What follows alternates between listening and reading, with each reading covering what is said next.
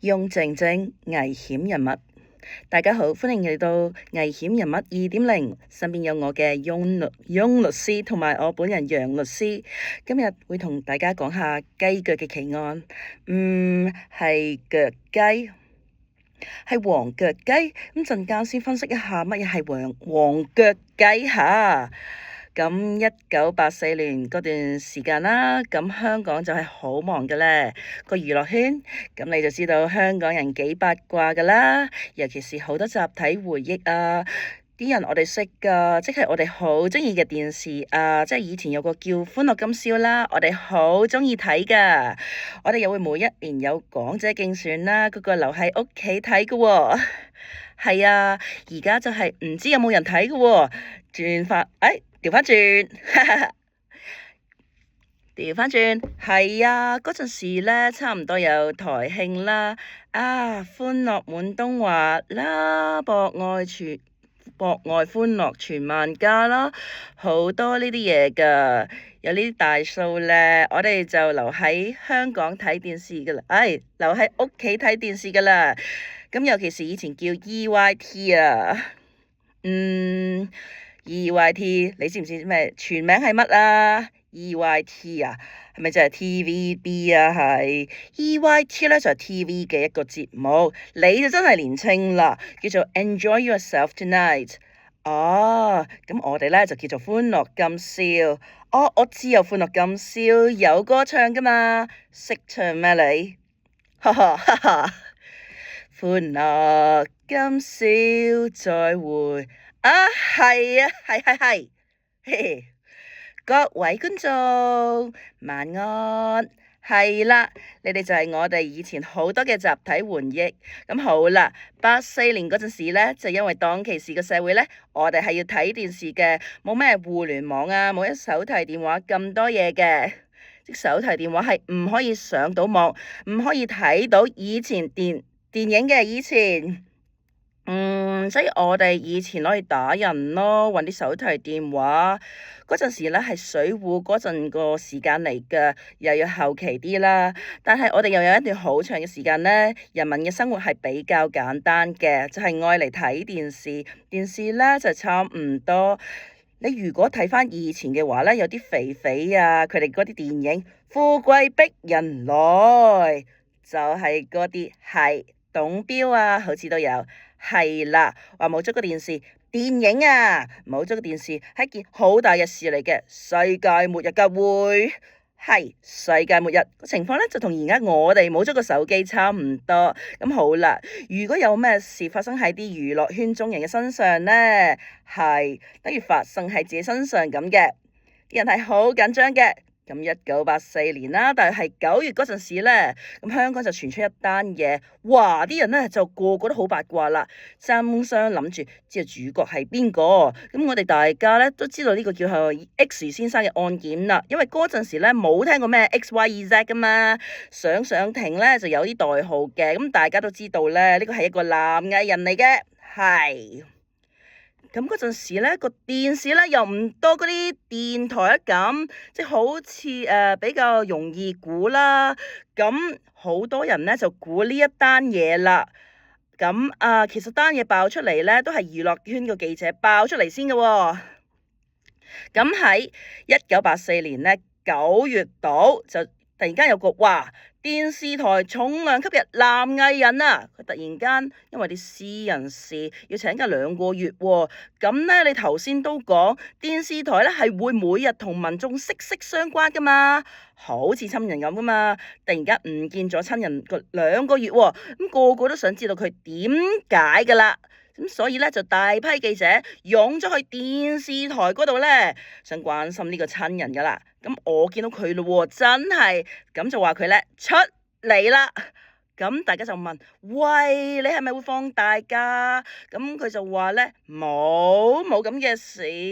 咁就叫傳媒佢哋大家唔使大驚小怪嘅。咁佢哋咧就問遇到啲咩麻煩啊，心情係咪唔好啊？嗱，啲記者咧就已經知道啦，好似發生咗咩事咁咯喎，就問到，哈哈，係啊，咁你知道嗰陣時噶啦，80幾年個社會啊嘛，咁你知道警察同傳媒嘅關係又好好嘅，你有咩秘密咧？你又真係，你警察知道，傳媒都會知道噶啦。基本上你份口供紙係可以成份咁拎去報館噶啦。哦，即關係非常之好嘅咁樣。哦。咁所以應該收到風咯，係咯，問啲問題好似全部都已經知道問乜㗎咁樣，咁搞到呢個重量級男藝員呢，就匆匆咁衝入咗錄影廠裏邊嘅，就冇再理佢哋㗎啦。咁嗰陣時呢個時間呢，一定係1984年嘅9月20號咁上下嗰段時間喎。咁好啦，跟住落嚟呢，過咗5日之後，咁就開始個新聞就出啦，咁咧就話呢個報紙出嗰陣啦，就話有一個男藝人好出名嘅，就俾人勒索，咁就仲未知勒索啲乜嘢嘅，咁就冇講到咁清楚。但係咧呢個男藝人咧就已經喺法庭度申請咗呢個保密令噶啦，咁呢個咧就話唔可以公開佢姓名，而法庭咧已經頒咗呢個保密令噶啦，咁大家之後咧只可以叫佢做 X 先生，就唔可以公開佢身份嘅，咁嗰陣時咧，一聽見 X 先生咧，咁即係我哋以前有個案件咧，講過字母小姐噶啦，呢啲都係後面講嘅嘢啦，即係裏邊發生嘅單嘢咧，有人知道噶啦。但係咧，第一次出現 X 先生咧，就係呢單案啦，就係呢單案啦。哦，咁好啦，點解要用呢個代號咧？係咯，點解唔用 X 唔用 Y 唔用 Z 啊？我佢哋講錯咗添，點解要用 X 唔用 Y 唔用 Z 啊？唔係，點解要用代號啊？點解咧要用代號咧？因為咧用愛嚟保護當事人嘅。如果你公開審訊一啲譬如關係勒索嘅案件，咁當事人咧已經深深受創噶啦，身心受創噶啦，你仲公開佢個名出嚟，咁咪再受創多一次？咁呢個第一啦，第二咧，其他人會抄橋噶喎。你知道呢個人，你一旦知道呢個人嘅弱點咧，就可以勒索噶啦。咁我下次咪可以用翻同樣條橋嚟勒索佢多一次咯，咁樣啫嘛。係啦，通常咧有把柄咧，先至可以俾人勒索嘅。咁就係呢個把柄咧，如果俾人知道咗之後咧，就會用嚟搞翻佢，同埋令佢咧喺個法庭唔可以暢所欲言嘅。咁通常咧呢啲都係保護令咧，用喺女性身上都有噶，即如譬如強姦案裏邊嘅受害人咁啦，即係風化案嗰啲受害人咯。嗰啲都會有嘅，咁好啦。咁從此以後咧，呢個就叫 X 先生啦。但係咧，講真，你唔知佢冇出現喺電視度嗰個時間咧，係咪啊？跟住咧又講到呼之欲出，咁全城咧基本上咧都估到佢係邊個啦咁樣。咁佢係咪真係冇出現過2個月咧？結果係佢告咗假嘅。佢係咪真係告咗假？你再估下，我哋講下就講咗出嚟噶啦。咁就唔好啦，咁樣。咁嗱，呢單案咧就好特別嘅呢個名，呢單咧就係 X 先生嘅黃腳雞案啦。嗱，我哋呢度有隻雞，呢隻咧就係公雞，就黃腳雞啦。係啊，黃腳雞呢個名其實都好得意嘅。咁即係咧，我哋廣東人先有咁嘅講法嘅。呢啲咧就係叫天仙局即北方人咧又叫天仙局，呢啲咧又叫做桃色陷阱。咁點解咧？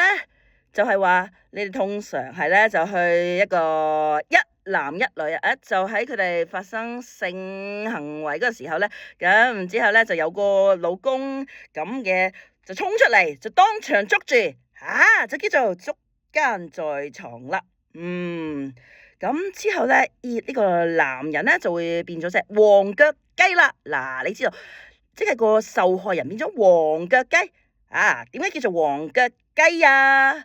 咁之前咧有啲文章就提及過嘅，就係話其實咧雞咧有灰腳、有黑腳、有黃腳嘅呢啲雞，但係咧就喺呢個發生交配嘅行為嘅時候咧，黃腳咧係特別顯眼嘅。即係人哋睇到咧，隻公雞咧係會騎喺母雞上面嘅，又突咗兩隻腳出嚟。如果係黃色嘅咧，就好顯眼嘅，呢個行為咧就叫做黃腳雞啦。就係因為公雞咧嗰隻係黃嘅，公雞隻腳咧就鮮明黃色嘅，多過母雞嘅，咁所以咧佢哋咧就係想捉嗰隻公雞。咁啲農民咧就想捉隻公雞，咁於是咧揾隻淺色嘅母雞行出嚟啦，就食嘢嗰陣咧，咁等嗰隻鹹濕公雞行埋嚟，一搞隻母雞咧就捉住佢啦。咁佢捉咗嗰隻咧就係黃腳雞，就係嗰隻深色嘅嗰隻公雞，即係公雞。你捉公雞嘅話咧，你就一定要用呢個方法啦。咁所以咧呢個就叫捉黃腳雞。咁呢個咧就係我哋香港好獨特一個講法嚟嘅咁樣。咁講到呢一個案件上面咧，咁正式上庭咧，咁啊就你話我哋咧就萬人空巷啦。咁啲人咧就睇電視啦，嚟上法庭啦。咁嗱，我哋咧就可以講一講咧，其實成單嘢係點樣嘅咧？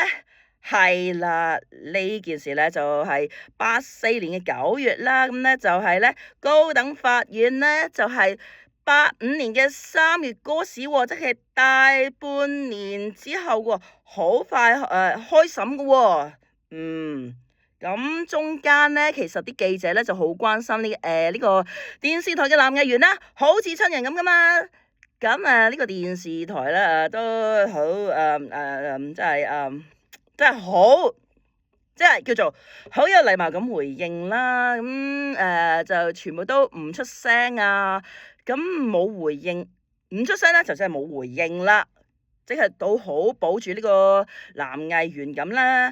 係因為呢個6個月嘅時間裏邊啦，咁個個都香港人啊就猛咁喺度估係邊個啊。然後咁有好多人去問電視台啦。咁萬一你呢個藝員發生風化案嘅嘛？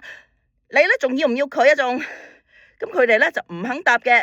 咁你其實咧睇到啦，都想幫呢個藝人噶啦。咁去到呢個1985年3月13號咧，案件咧就喺高等法院度審訊啦。咁你見到咧高等法院喎，嚴重嘅喎呢件案件，即係唔係喺區域法院嗰度審嘅喎，而且當時咧仲選咗5男2女嘅陪審團。就嚟審翻呢單勒索案啦。咁呢個勒索案咧係一個風化嘅勒索案嚟嘅。咁單案裏邊咧就有3個被告嘅。咁逐個講佢哋本身係咩人先啦。第一個被告咧就個名咧就叫做陳志強，當年咧就係28歲嘅。咁佢做乜嘢嘅咧？本身就係做佢喺元朗呢個興利電器行度做經理嘅喎。後尾咧，咁佢就同第二被告叫做陳楚發，就27歲，差唔多嘅年紀。佢哋兩個做咩嘅咧？就一齊合資咗一間蒸汽指壓中心喎。曾經經營過麻雀館添。佢哋兩個本身咧以前就喺興利做同事嘅。一個咧就係第一個被告啦，第一被告啦，喺呢個做銷售員嘅。另外嗰個陳楚發咧。